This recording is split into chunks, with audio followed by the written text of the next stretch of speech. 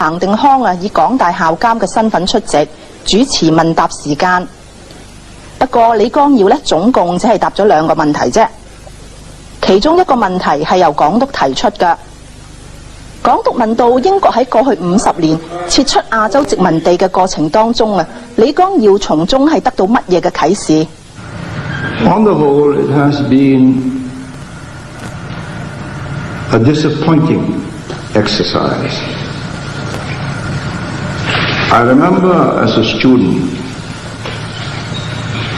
in Britain being taught constitutional law by a very distinguished professor who had been one of Churchill's cabinet secretaries.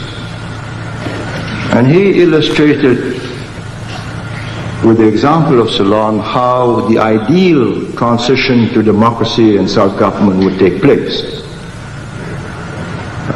They had their first municipal elections in 1932 for mayor of Colombo and a council for Colombo. They had 2 universities. They had a thick layer of professionals and administrative officers. They had large sterling balances. So they started off with all the advantages that would ensure progress and prosperity. Of course, I was taught this in 1947 when Ceylon had just got independence. And India, of course, had just gone into turmoil with breakup of Pakistan and India. I have never believed that democracy brings progress.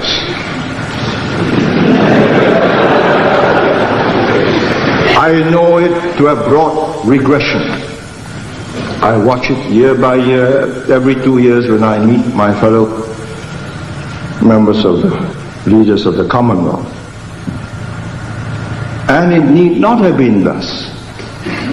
The British never governed these countries by one man, one vote.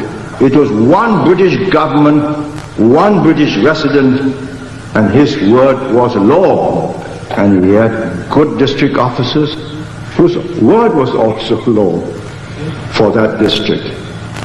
I think regardless of the present missionary zeal of the Americans of democracy and human rights, which has broken up the Soviet Union, it would be misguided to believe that what has worked in very special circumstances amongst European societies and what is barely working in Korea and Taiwan is universally valid. How to establish good government? Good government means a government that considers itself a trustee of the people, whether you're king, chief, or whatever. Not somebody in temporary charge and insecure and therefore out to settle an annuity and a nest egg for yourself, which is what has happened in so many countries. So if you ask me what my thoughts on decolonization are, I think they are grim because